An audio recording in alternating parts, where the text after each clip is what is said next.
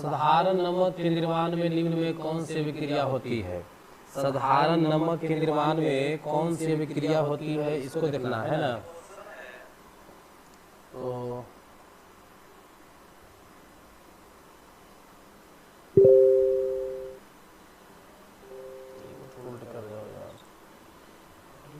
Technical issue आ रहा बाबू, क्या करें।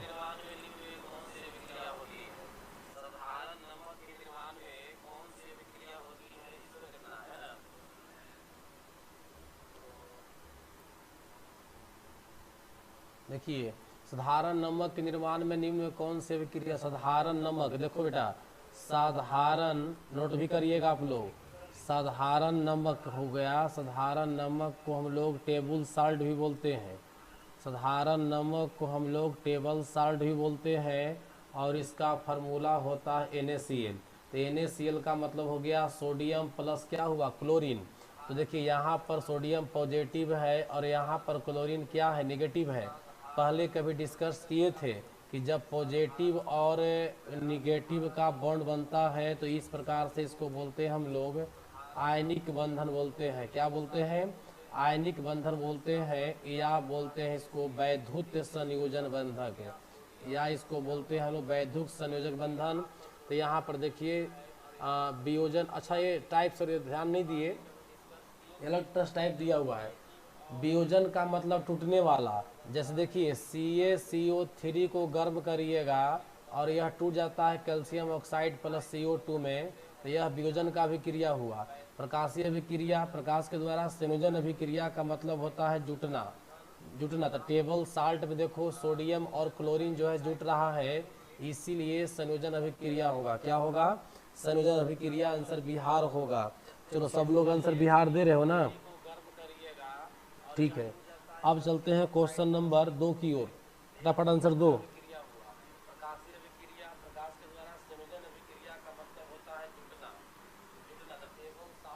चलो बच्चा, क्वेश्चन नंबर 2 का आंसर दो फटाफट।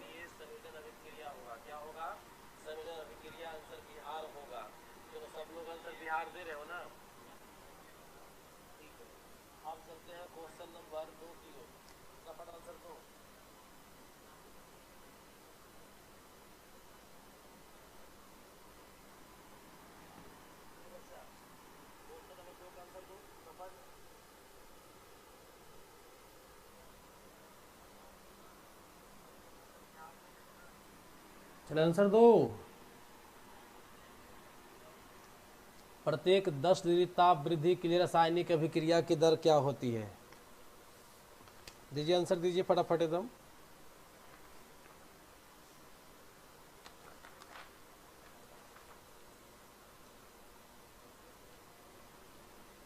क्या आंसर आया? 2 का D। ठीक है। खुशी परवीन का आंसर 1 का B आ रहा है। 1 का भी छोड़ दो बेटा, तो आ जाओ इधर, अब आ जाओ 2 में आ जाओ।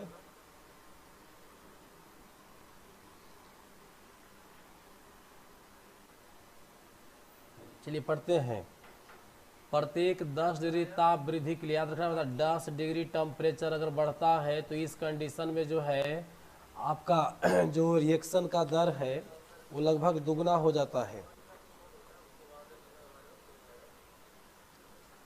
आंसर क्या मारिएगा? आंसर ए मारेंगे।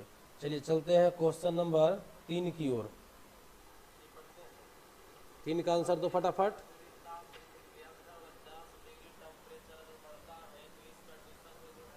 तीन का आंसर दो।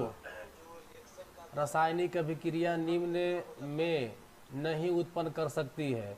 रासायनिक अभिक्रिया क्या चीज उत्पन्न नहीं कर सकती है? प्रकाश ऊर्जा उत्पन्न नहीं करेगा, ऊर्जा उत्पन्न नहीं करेगा। सभी कथन सत्य है। क्या होगा बेटा? याद रखिए, रासायनिक अभिक्रिया में प्रकाश भी उत्पन्न हो सकता है, ऊष्मा भी होता है एक्सोथर्मिक रिएक्शन में, यांत्रिक क्रिया अभिक्रिया नहीं होता है। यानी आंसर क्या देंगे हम लोग? सी दे देंगे। ठीक है। चलिए अब हम लोग चलते हैं क्वेश्चन नंबर 4 की ओर। देखिए 4 नंबर क्वेश्चन में क्या कह रहा है? Nitrogen gas, oxygen gas, nitrogen oxide gas, मतलब इसका रिएक्टेंट जो है वो भी गैस है और प्रोडक्ट भी है वो भी गैस है। तो पूछ रहा है कौन सा अभिक्रिया का प्रकार होगा बच्चा, समांग होगा कि विषमांग होगा कि संयोजन होगा कि वियोजन होगा। समझ गए? चलिए बताइए आंसर।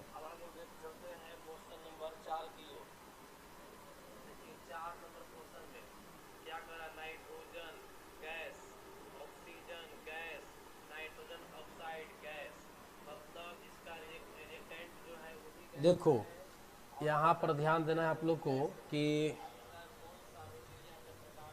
जब रासायनिक अभिक्रिया में भाग लेने वाला पदार्थ, रिएक्टेंट मतलब अभिकारक और उत्पाद, अगर दोनों जो है सेम अवस्था में है, गैस गैस गैस हो या सॉलिड सॉलिड हो या लिक्विड लिक्विड हो, मतलब दोनों तरफ का भौतिक अवस्था जब बिल्कुल समान है तो उस कंडीशन में इसको बोलते हैं समांग अभिक्रिया। क्या बोलते हैं बेटा उसको? समांग अभिक्रिया बोलते हैं। तो पहला का आंसर क्या हो जाएगा? पहला का आंसर हो जाएगा, सॉरी चौथा का आंसर क्या हो जाएगा? 4 हो जाएगा। 4 का आंसर क्या हो जाएगा? ए हो जाएगा। चलिए अब देखते हैं क्वेश्चन नंबर 5। क्वेश्चन नंबर 5 में है वैसी रासायनिक अभिक्रिया जिसमें अम्ल और क्षार अपने मूलक अदला बदली कर करके लवण और जल बनाते हैं। देखिए एक न्यूट्रलाइजेशन रिएक्शन होता है, एक न्यूट्रलाइजेशन अभिक्रिया होता है उदासीनीकरण, जिसमें इधर याद रखिएगा अगर acid plus salt, acid plus अगर बेस को अगर मिलाते हैं तो इस कंडीशन में साल्ट बनता है। क्या बनता है? साल्ट बनता है। एसिड का मतलब हुआ कि जिसका पीएच मान 7 से क्या हो, जिसका पीएच मान 7 से कम हो, और बेस का मतलब हो गया जिसका पीएच मान 7 से क्या हो, अधिक हो, अधिक हो।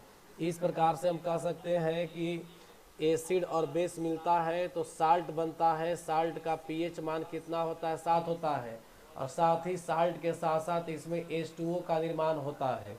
तो ये जो भी क्रिया हुआ एसिड और बेस के मिलने से जो साल्ट का निर्माण हुआ और जल का निर्माण हुआ, इस अभिक्रिया को बोलते हैं उदासीनीकरण अभिक्रिया।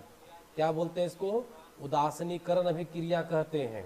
इसके मिलने से क्या बनता है? साल्ट बनता है, नोट करते जाना, और साल्ट के साथ साथ जल का निर्माण होता है।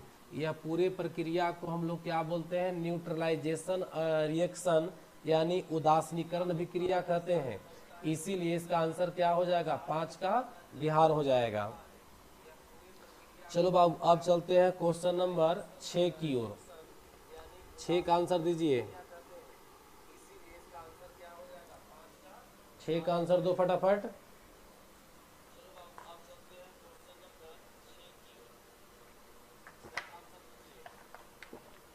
जो बच्चा लाइव में पीछे चल रहे हैं वो क्या कीजिए कि फटाफट जहाँ से वहाँ से देखिए उसको, और जब लाइव ख़त्म हो जाएगा, समाप्त हो जाएगा, तो उसको फिर से रिवीजन कर लेना।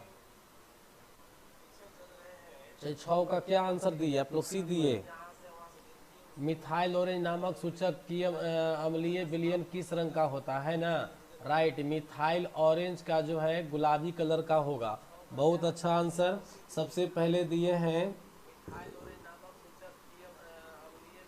ये है अमृता कुमारी है, विनीता है, संतोष है, रोशन है, खुशी प्रवीण है, प्रियांशु का है, और वर्मा चंदन सिनर्जी का है। चलिए देखिए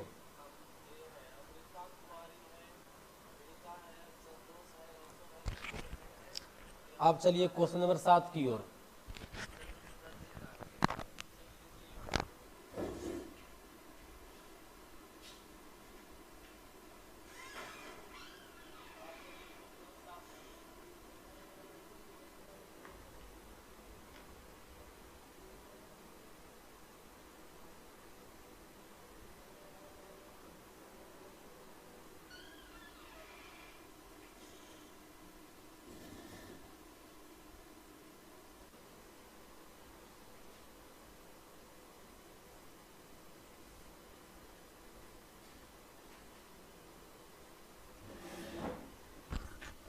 चलो बच्चा आंसर दे दिया, बहुत मज़े से आंसर दे रहे हो है ना?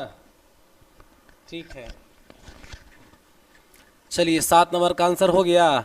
अभी कारक और उत्पाद दोनों की भिन्न भिन्न भौतिक अवस्था वो वाली रासायनिक अभिक्रिया क्या कहलाती है। देखो अभी चर्चा किए थे कि देखो इसका कंडीशन है कि सॉलिड प्लस सॉलिड बराबर सॉलिड ही मिलता है। अगर ऐसे मिलता हो या लिक्विड प्लस लिक्विड बराबर लिक्विड मिलता हो या गैस प्लस गैस बराबर गैस ही मिलता हो, तो इस सब को हम लोग कहते हैं समांग रिएक्शन। क्या बोलेंगे? समांग। लेकिन जैसे डिफरेंट हुआ, मान लो कि सॉलिड सॉलिड मिल कर करके लिक्विड बन गया, या सॉलिड लिक्विड मिल करके लिक्विड बना, या सॉलिड प्लस लिक्विड बन करके सॉलिड बना, किसी प्रकार से अगर डिफरेंट हुआ तब इसको हम लोग कहेंगे विषमांग कहेंगे। तो साफ लिख लीजिएगा बेटा, समांग का मतलब हुआ समान अवस्था। अगर सब दोनों तरफ का समान अवस्था होगा तब इसको कहिएगा समांग कहिएगा। क्या कहिएगा? समांग कहिएगा। चलो बेटा स्पीड बना कर फटाफट एकदम हिलते मत रहो। इस तरह से हम आंसर क्या मारेंगे, क्या कर रहा है कि भिन्न भिन्न भौतिक अवस्था वाला हो। तो जैसे भिन्न भिन्न भौतिक अवस्था हुआ तो आंसर क्या मारेंगे? विषमांग मारेंगे। चलो आवाज ठीक है? कमेंट बताओ। अरे आवाज ठीक है ना? 7 का बिहार। चलो 8 की ओर चलो।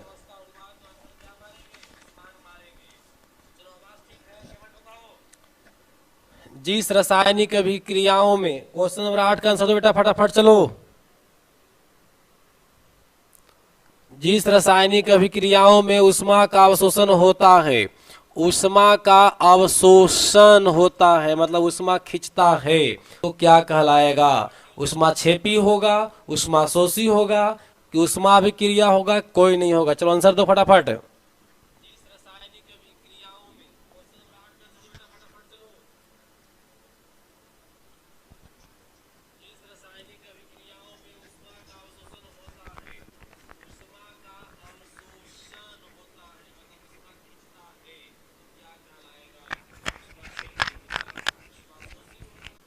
अगर हीट बाहर निकलता है तो उसको बोलेंगे एक्सोथर्मिक। क्या बोलेंगे इसको हम लोग? एक्सोथर्मिक बोलेंगे। अब अगर हीट जो है अंदर ना निकल के बाहर ना निकल करके अंदर सोखता है तो उसको बोलेंगे हम लोग इंडोथर्मिक। क्या उसको बोलेंगे? इंडोथर्मिक। एक बात यहाँ पर ध्यान देना बेटा,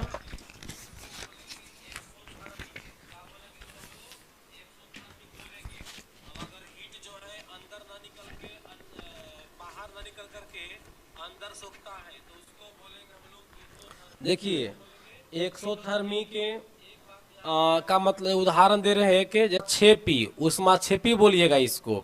और इंडोथर्मी का मतलब हो गया कि कोई पानी में अगर हम कोई चीज पदार्थ डालते हैं इस प्रकार से, खास करके आप ले लीजिए इनो की बात ले लीजिए, इनो का बात लीजिए। तो इनो जैसे डालते हैं हम लोग पानी में ना बाबू, तो पानी एकदम कोल्ड हो जाता है। कोल्ड हो जाता है मतलब ठंडा हो गया। दैट मीन्स यह हीट जो है खींच रहा है। हीट क्या कर रहा है? खींच रहा है। तब इसको बोलेंगे उष्मा शोषी। तो 8 का आंसर क्या होगा? बिहार होगा। चलो बेटा क्वेश्चन नंबर 9 आ जाओ।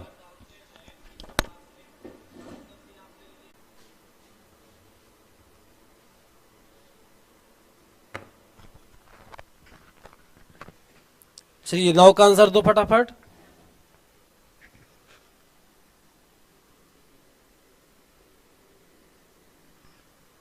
राइट, सही है।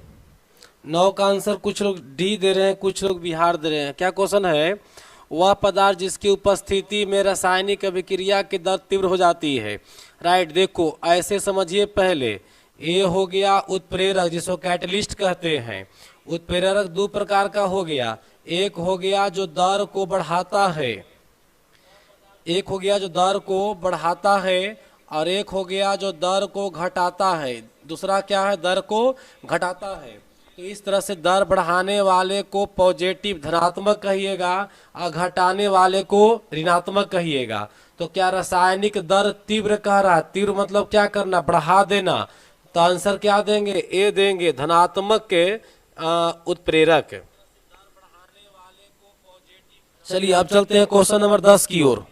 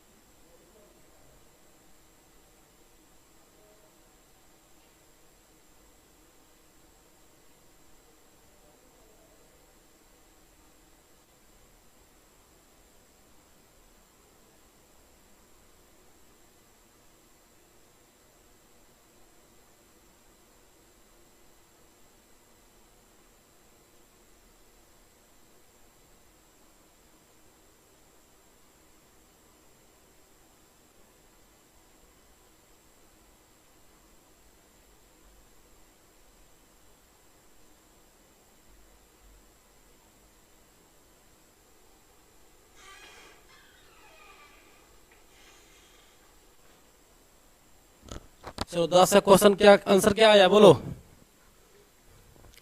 10 का बिहार आ रहा है। उत्प्रेरक विष किसको कहते हैं ना। अच्छा ठीक है।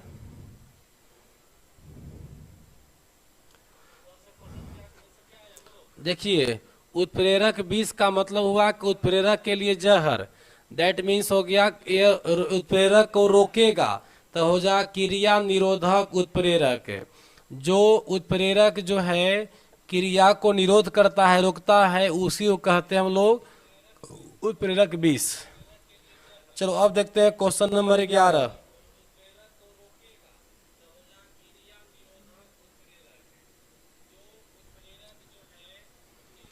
चलो 11 का आंसर दो अब।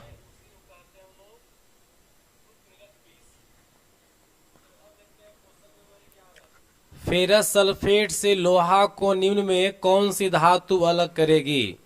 फेरस सल्फेट से लोहा को कौन सी धातु अलग करेगी। अरे वाह देखो यहाँ पर रिएक्टिविटी सीरीज का जो टेबल बताए थे वो काम करेगा।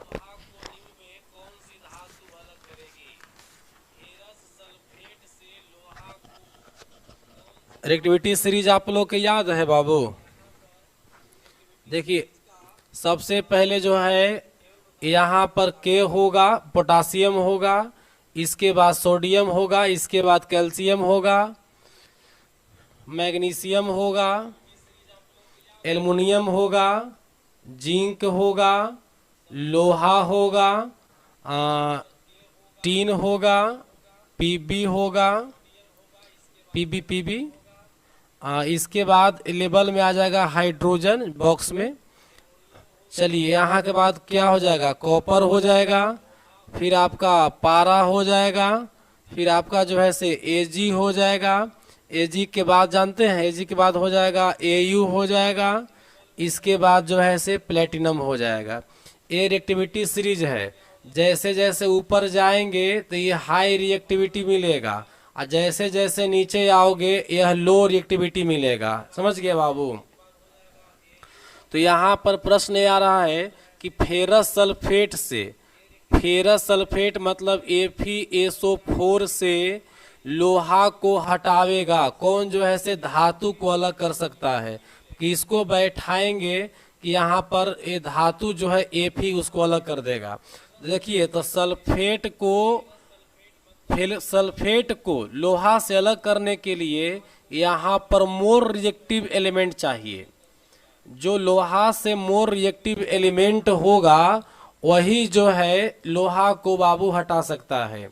तो ऑप्शन के अनुसार अगर टीन चलते हैं लेकर के ए में टीन, तो टीन जो है देखिए लोहा से नीचे है, यह लोहा को नहीं हटा सकता है। कॉपर ये तो बहुत नीचे है, ये भी नहीं हटा सकता है। एजी ये भी बहुत नीचे है, लोहा से नहीं हटा सकता है। जिंक देखिए जिंक जो है लोहा से ऊपर है, जिंक जो है लोहा से कहाँ ऊपर है। दैट मीन्स कह सकते हैं कि जास्ता जो है जिंक लोहा से अधिक सक्रिय है, लोहा से अधिक सक्रिय है। इसीलिए यह जिंक जो है लोहा को विस्थापित कर सकता है। तो फेरस सल्फेट में अगर हम लोग जिंक मिलाएंगे तब जिंक को विस्थापित कर देगा और सॉरी लोहा को विस्थापित कर देगा, बना देगा ZnSO4 मतलब जिंक सल्फेट, और लोहा यहाँ मुक्त होगा। तो आंसर क्या देंगे हम लोग? सी देंगे। आंसर हो जाएगा 11 का आंसर सी हो जाएगा। अब चलते हैं क्वेश्चन नंबर 12 की ओर। चलो 12 का आंसर दो बाबू।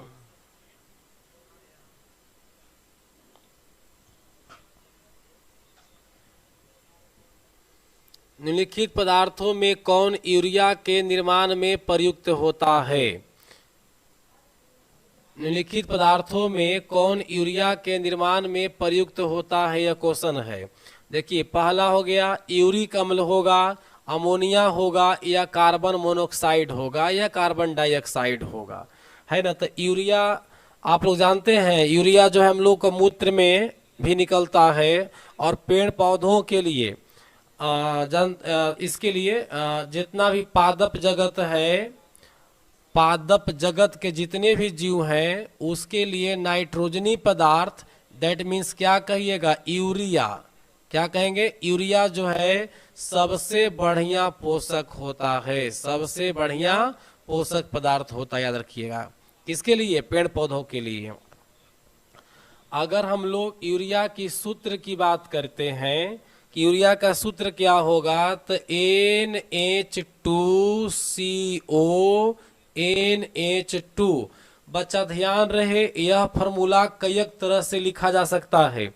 यह फॉर्मूला जो है आप चाहे तो ऐसे भी लिख सकते हो, NH2 का होल 2CO, ये भी लिख सकते हो, या भी लिख सकते हैं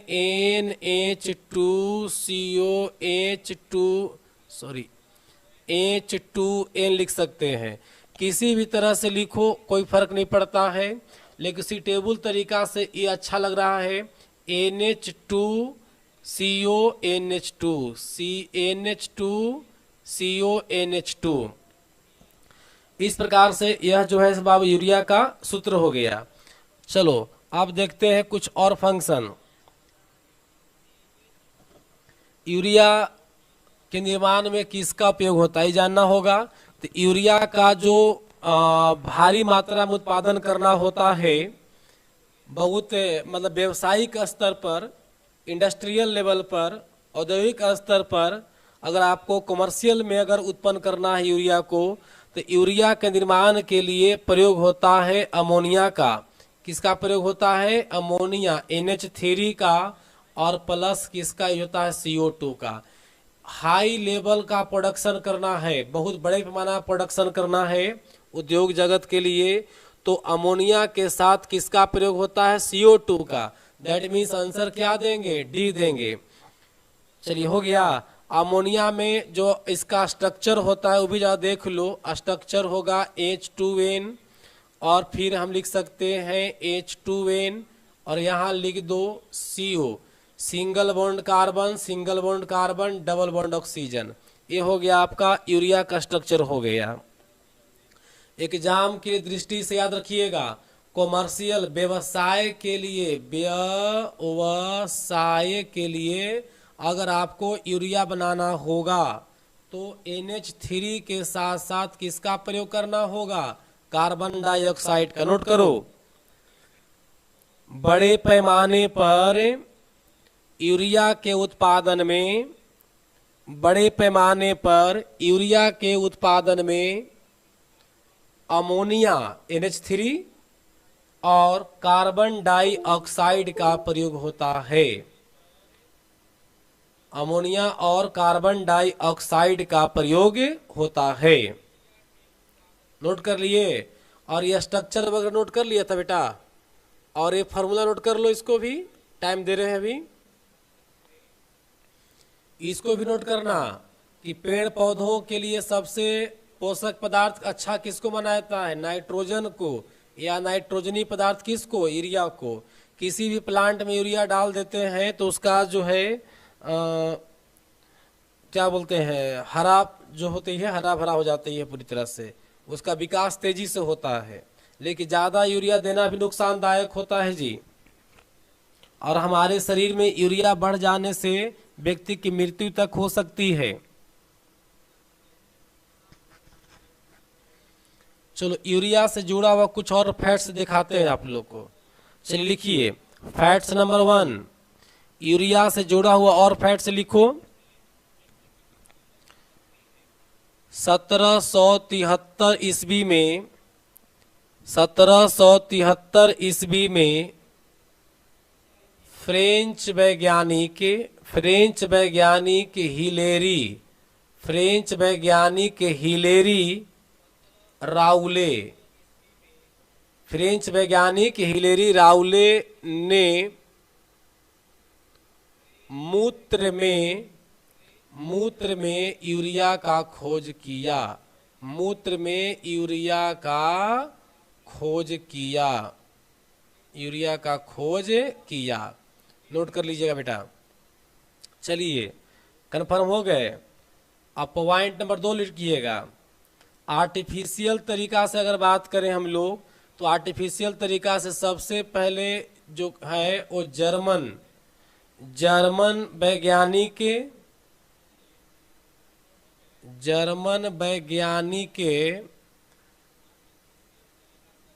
वोहलर ने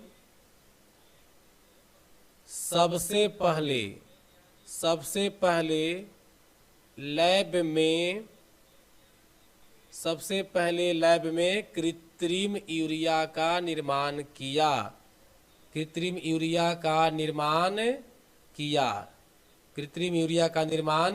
नोट करो बेटा। चलो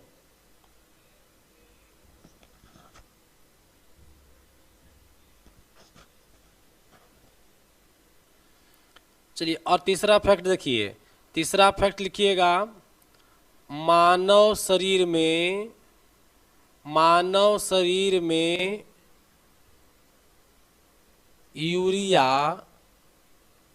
मूत्र में पाई जाती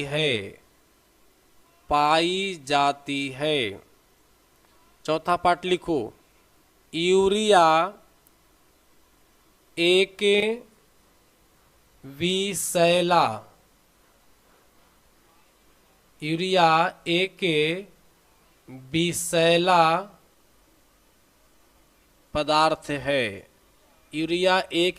पदार्थ है। पांचवा पॉइंट रखिएगा। यूरिया एक नाइट्रोजनी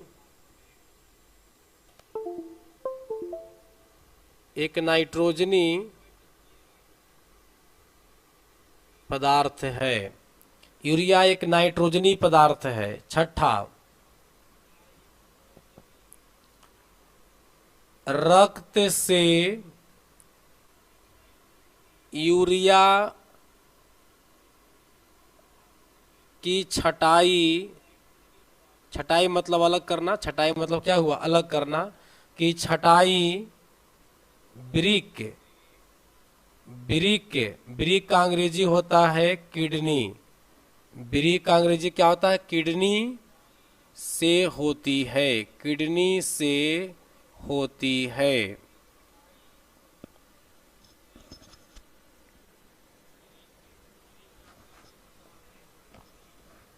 हो गया।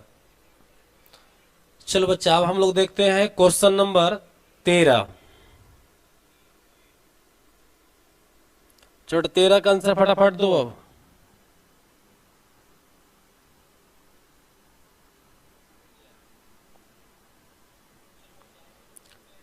तेरह का आंसर दीजिए।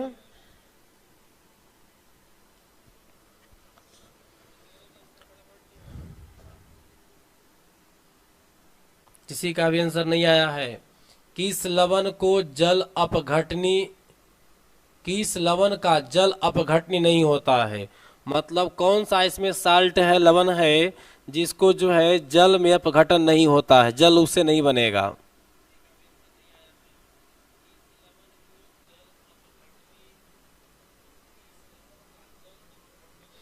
देखिए किस लवण का बात हो रहा है, तो ये देखिए सबसे पहले याद कर लो NaCl जो है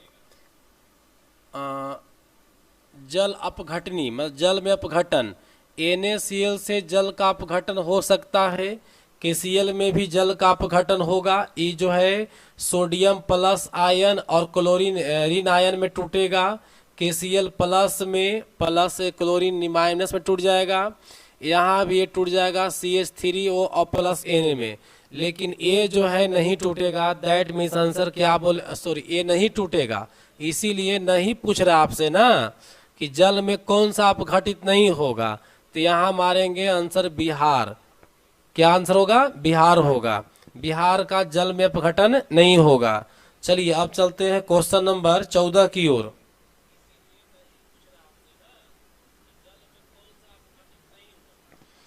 कुछ बच्चा लोग जो है ना एकदम आंख मूंद के आंसर दे रहा है, आप सब समझ रहे हैं। क्वेश्चन पर ध्यान कम है और भोजन पर ध्यान ज्यादा है। चलिए सोडियम, यानी देखिए सोडियम हो गया SO3 है, यहाँ सोडियम SO है O3 है कि वायु द्वारा ऑक्सीकृत होना निम्न में किसका उदाहरण है? अगर यह वायु में ऑक्सीकृत होता है तो किसका उदाहरण है? प्रेरित उत्प्रेरण का। आंसर क्या मारेंगे? ए मारेंगे।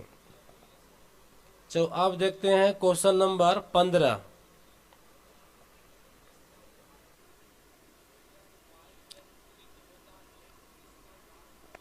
क्वेश्चन है, क्लोरोफिल एवं सूर्य के प्रकाश में पौधे वायुमंडल से CO2 एवं पृथ्वी से जल लेकर अपने भोजन के लिए ग्लूकोज नामक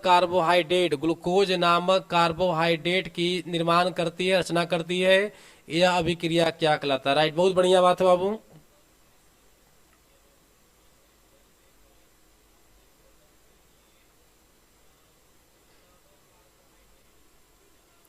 देखिए यह पेड़ है, पेड़ को क्या चाहिए? सूर्य का प्रकाश चाहिए। पेड़ को सूर्य का प्रकाश चाहिए, समझ रहे हैं।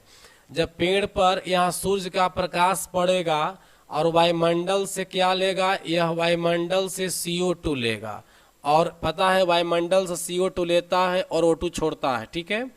खैर, और ये जल यहाँ से क्या ले लेगा? जल ले लेगा। जल का मतलब क्या हुआ? H2O लिया। तो देखिए इस प्रकार से सूर्य के प्रकाश में CO2 का लेना, पानी का से अभिक्रिया कराना, और यह पूरे प्रक्रिया पेड़ पौधा में खाना बनाना, यह कहलाता है प्रकाश संश्लेषण। तो आंसर क्या हो जाएगा? डी होगा। याद रखिए बेटा, प्रकाश संश्लेषण के लिए क्या क्या आवश्यकता है? प्रकाश संश्लेषण के लिए आवश्यक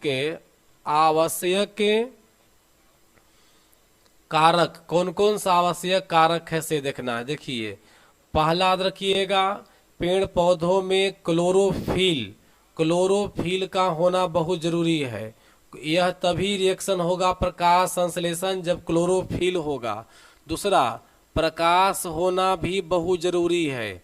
तीसरा पॉइंट, CO2 की होना बहुत जरूरी है। चौथा, जल का भी होना बहुत जरूरी है। इस तरह से अगर चार का, और एक बात आपको ध्यान रहना चाहिए कि पेड़ पौधा CO2 वायुमंडल से लेता है और ऑक्सीजन छोड़ता है। दैट मीन्स कह सकते हैं कि हम लोग के लिए जो दूषित गैस है उसको बेचारा ये सोखता है, और हम लोग का जो प्राणवायु है, प्राणवायु जो ऑक्सीजन है उसको छोड़ता है।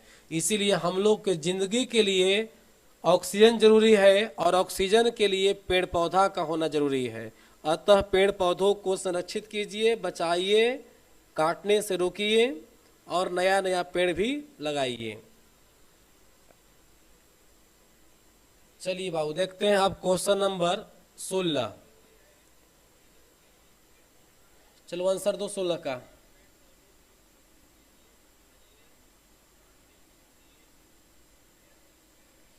निम्नलिखित में जल अपघटन की क्रिया कौन सी है? जल अपघटन क्रिया कौन सी है? जल अपघटन कौन हो रहा है वो देखना है आपको। जल से अपघटन कौन हो रहा है वो देखना है। तो देखिए जल अपघटन, यहाँ पर यहाँ जल का प्रयोग हो रहा है ना। तो जल का अपघटन नहीं हो रहा है, बल्कि यहाँ जल से रिएक्शन हो जा रहा है, समझ गए। लेकिन यहाँ पर देखिए FeCl3, FeCl3 मतलब हो गया फेरिक क्लोराइड। फेरिक क्लोराइड जब जल से अभिक्रिया कर रही है तो बना ले रहा फेरस हाइड्रोक्साइड और HCl एसिड का निर्माण कर रहा है।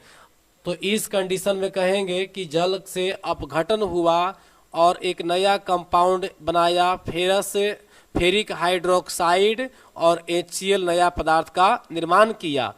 तो इसीलिए आंसर क्या मारेंगे? डी मारेंगे। बी तो बी और सी किसी भी हालत में आंसर होगा ही नहीं, इसलिए कि उसमें जल का कोई जिक्र ही नहीं है।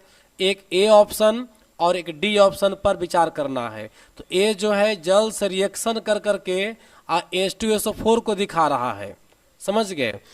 लेकिन ये जो है जल से विक्रिया करके नए पदार्थ का निर्माण कर रहा है, इसीलिए हम लोग बोलेंगे कि यह जल से अपघटित है। दैट मीन्स आंसर क्या हो जाएगा? डी हो जाएगा।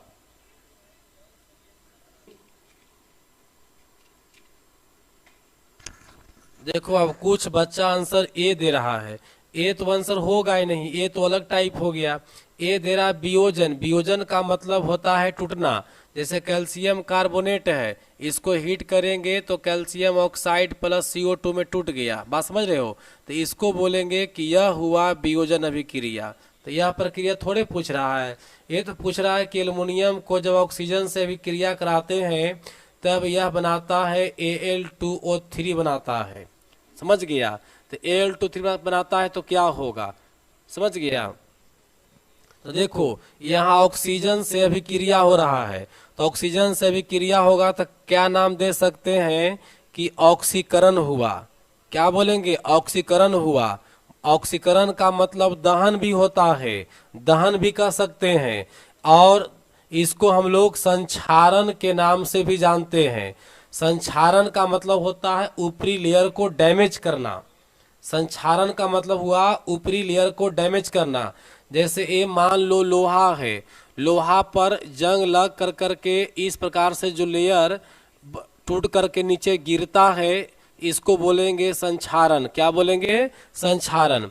इसी तरह से एल्युमिनियम, देखो लोहा में जंग लगना मतलब हो गया लोहा plus oxygen, that means Fe2O3 हो गया। लोहा में जंग लगने का मतलब हुआ कि लोहा ऑक्सीजन से भी क्रिया किया, तो यह एल्युमिनियम से अभिक्रिया ऑक्सीजन का हुआ है।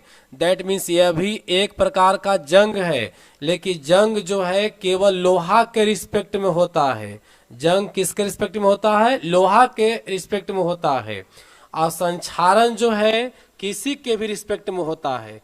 तो संक्षारण का मतलब होता है ऊपरी स्तर का क्षय होना। ऊपरी स्तर का क्षय होना। संक्षारण का मतलब होता है ऊपरी स्तर का क्या होना? क्षय होना। मतलब जो कोई भी ऑब्जेक्ट है, वस्तु है, उसका ऊपरे का लेयर धीरे धीरे खराब हो रहा है, तो उसी को हम लोग संक्षारण बोलेंगे। तो देखिए एल्युमिनियम ऑक्सीजन से भी क्रिया करके एल्युमिनियम का ऑक्साइड बनाएगा और वह झरने लगेगा, तो इसी को हम लोग कहेंगे कि लोहा की एल्युमिनियम का ऑक्सीकरण हुआ, दहन हुआ या संक्षारण हुआ। दैट मीन्स आंसर क्या बनेगा? सी बनेगा। वासित नहीं कहो, वासित का मतलब हुआ कि ठंडा कर करके लिक्विड बनाना। वासित का मतलब होता है ठंडा कर करके क्या बनाना जी? द्रव बनाना। बात समझ गया। अब होगा क्वेश्चन नंबर 18। चलो निवास भी आ गया है जी, अरे वाह वाह वाह, गुड इवनिंग निवास।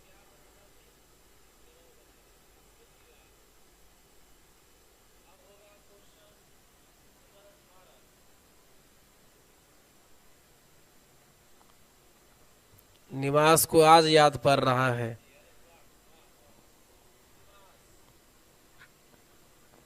निवास का एक बहुत पुराना हमारे पास फोटो है।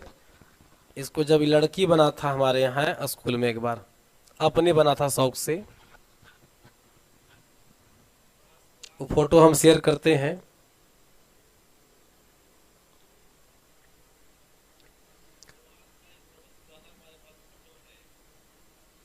चलिए क्वेश्चन नंबर 18 देखिए बाबू। निम्न में कौन सी अभिक्रिया उत्क्रमणीय अभिक्रिया है? उत्क्रमणीय का मतलब क्या होता है? जो दोनों तरफ से अभिक्रिया हो। जैसे एक उदाहरण देखो, सोडियम प्लस क्लोरीन को अभिक्रिया कराइएगा तो यह जो है NaCl का निर्माण करेगा। लेकिन जानते हैं NaCl कभी टूट कर करके सोडियम और क्लोरीन का निर्माण नहीं करेगा, इसलिए बोलेंगे कि यह उत्क्रमणीय नहीं है। लेकिन कैल्शियम ऑक्साइड प्लस CO2 का अगर मिलाएंगे तो यह बना देगा CaCO3, कैल्शियम कार्बोनेट बना देगा। फिर जब इसको गर्म करेंगे तो फिर से यह टूट जाएगा। मतलब यह दोनों तरफ से रिएक्शन संभव है, इसीलिए इसको बोलेंगे उत्क्रमणीय अभिक्रिया। क्या बोलेंगे इसको? उत्क्रमणीय अभिक्रिया बोलेंगे। तो ये जो उत्क्रमणीय अभिक्रिया है पूछ रहा है कौन है? संगमरमर का विघटन, नमक का विघटन, सल्फ्यूरिक अम्ल का विघटन। सल्फ्यूरिक अम्ल का विघटन भी नहीं बल्कि होगा संगमरमर का विघटन, आंसर ये होगा। इसी का नाम है संगमरमर। CaCO3 को ही क्या कहते हैं? संगमरमर। चलिए अब चलते हैं बाबू क्वेश्चन नंबर 19 की ओर। आगरा का ताजमहल का रंग धूप के कारण, अम्ल वर्षा के कारण, चूना के कारण, संक्षारण के कारण, किसके कारण जो है से परिवर्तित हो गया है? यह है होगा, यहाँ हो गया है। बेटा याद रखिएगा यहाँ एसिड रेन होगा। क्या होगा? एसिड रेन होगा। दैट मीन्स हिंदी में क्या बोलेंगे? अम्ल वर्षा। हिंदी में क्या बोलेंगे इसको? अम्ल वर्षा।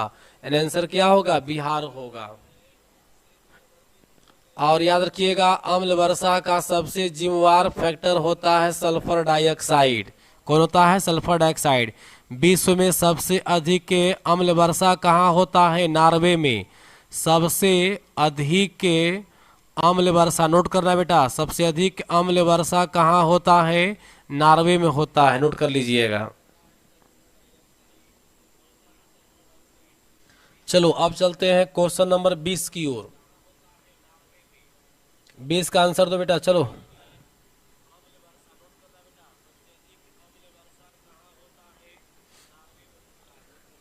बीस का प्रति अम्ल अभिक्रिया कर। प्रति अम्ल अभिक्रिया कर जो है से क्या करेगा? शरीर की दर्द को कम करती है, अम्लीयता को कम करती है, क्षारीयता को कम करती है। किसको कम करती है? देखिए प्रति अम्ल का मतलब होता है एंटासिड। एंटासिड क्या होता है? एंटा एसिड। एंटा एसिड का मतलब होता है एसिड,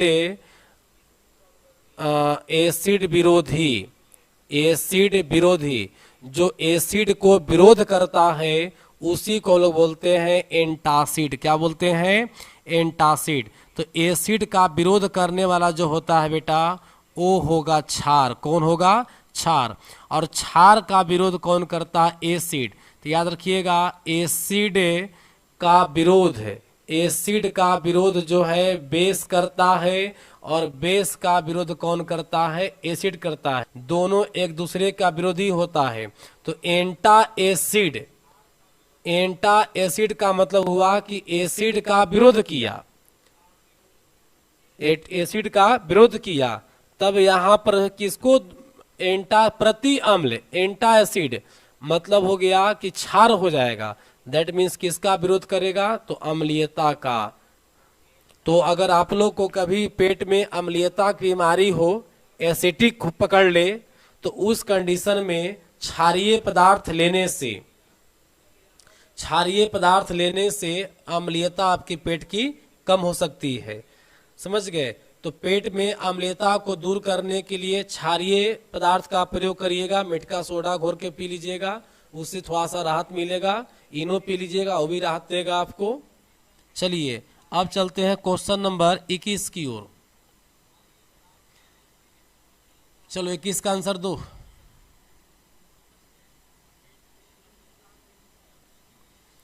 पाचन में होने वाली अभिक्रिया में अभिकारक होती है। पाचन में होने वाले अभिक्रिया में अभिकारक कौन होता है जी? जब भोजन पचता है तो इसमें अभिकारक के रूप में काम करता है HCl। देखो जब हम लोग भोजन यहाँ से इस प्रकार से भोजन हम लोग लेते हैं,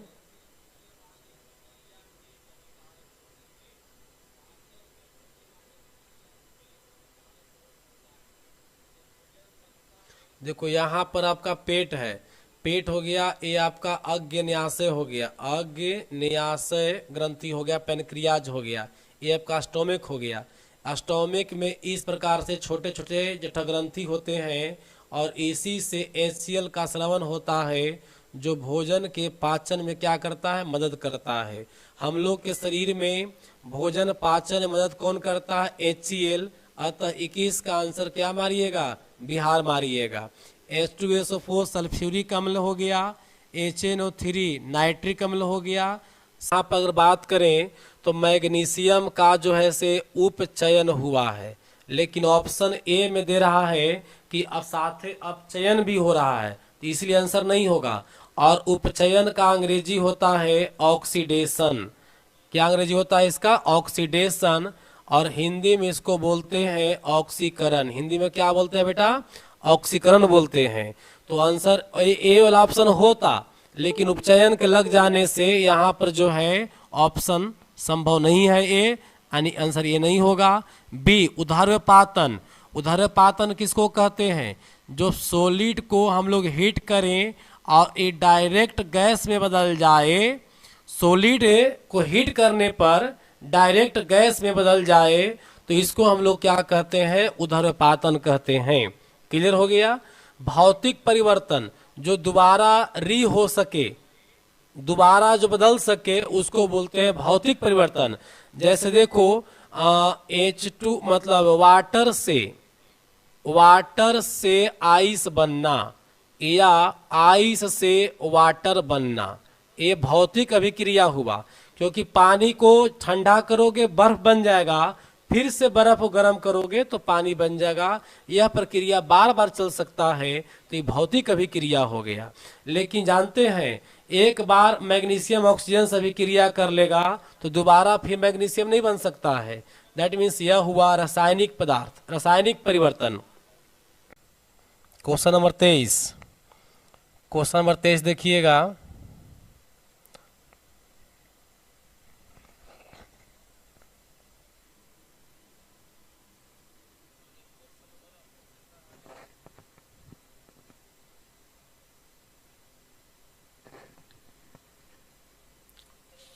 संगमरमर की वायुमंडलीय आर्द्रता और CO2 के साथ अभिक्रिया करके चूना बनाना उदाहरण है। संगमरमर की वायुमंडलीय आर्द्रता के साथ, संगमरमर की जो वायुमंडलीय आर्द्रता है और CO2 के साथ अभिक्रिया करने के बाद जो है कि इसका उदाहरण होगा। देखिए जैसे यहाँ और शब्द का प्रयोग हो गया, और शब्द का मतलब क्या? एंड का मतलब होता है दो को जोड़ना। जैसे बोलते हैं ए एंड क्या? बी, दैट मीन्स बोल सकते हैं कि यह जोड़ हो रहा है। जैसी दो चीज को जोड़ेंगे तो क्या कहेंगे? संयोजन। क्या कहेंगे? संयोजन। आप कहता कि ए को तोड़ कर करके बी एंड सी बनाते हैं, तब होता वियोजन। लेकिन क्या करा? संगमरमर की वायुमंडलीय आर्द्रता और संगमरमर जो है वायुमंडलीय आर्द्रता और CO2 की उपस्थिति में चूना बनाएगा, तो क्या कहलाएगा? संयोजन अभिक्रिया कहलाएगा। 23 का आंसर क्या हो जाएगा? बिहार हो जाएगा। चलो अब देखते हैं क्वेश्चन नंबर 24 की ओर। बेरियम निम्न में किस तत्व को उसके सल्फेट से विस्थापित कर सकता है? देखो फिर आ गया टेबल सीरीज का नाम। टेबल सीरीज का नाम आपको ध्यान में होगा कि बेरियम निम्न में किस तत्व के उसके सल्फेट से विस्थापित है। तो देखिए इसमें करना क्या है ऑप्शन देना होगा। सोडियम है, कैल्शियम है, एल्युमिनियम है, हाइड्रोजन है। बेरियम निम्न में किस तत्व को उसके सल्फेट से, हाँ जैसे मान लो सोडियम सल्फेट है तो सोडियम सल्फेट को अभिक्रिया कराइएगा बेरियम से, तो इस कंडीशन में बना देगा बेटा बेरियम सल्फेट, और सोडियम को इसके साल्ट से क्या कर दिया, अलग कर दिया, साल्ट से क्या कर दिया, अलग कर दिया। तो आंसर क्या मारेंगे, ए मारेंगे। मोर रिएक्टिव है, इसलिए क्या करेगा कि बेरियम सोडियम को विस्थापित कर करके अब बेरियम का सल्फेट बना लेगा और सोडियम को अलग कर देगा। चलिए अब देखते हैं हम 25 में क्या है, ग्लूकोज का विघटन। ग्लूकोज का विघटन 25 में है, ग्लूकोज का विघटन। तो देखिए यहाँ पर जो है आंसर होगा उष्मा शोषी, मतलब ग्लूकोज जब टूटता है तो उष्मा सोखेगा, उष्मा छिप उष्मा देगा नहीं, न आंसर ए होगा न आंसर बी होगा। ग्लूकोज का टूटना जो है एक प्रकार का अपचयन है, क्या है, अपचयन है। तो इस तरह से हम लोग क्या देंगे, अपचयोपचय। आंसर क्या मारेंगे, सी मारेंगे। चलिए आप देखिए क्वेश्चन नंबर 26। हम लोग बेस को मिला रहे हैं, एसिटिक एसिड अम्ल हो गया और सोडियम हाइड्रोक्साइड AnAOH हो गया, क्या हो गया, बेस हो गया। तो इसमें जो भी बनेगा वो बनेगा आपका साल्ट बनेगा, और साल्ट जो है न्यूट्रल होता है, जिसका पीएच मान कितना होता है, 7 होता है, जिक्र किए थे पहले। दैट मीन्स आंसर क्या मिलेगा, इक्वल टू 7, सी ऑप्शन।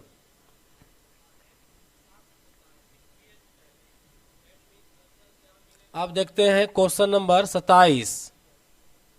चलो 27 का आंसर दो।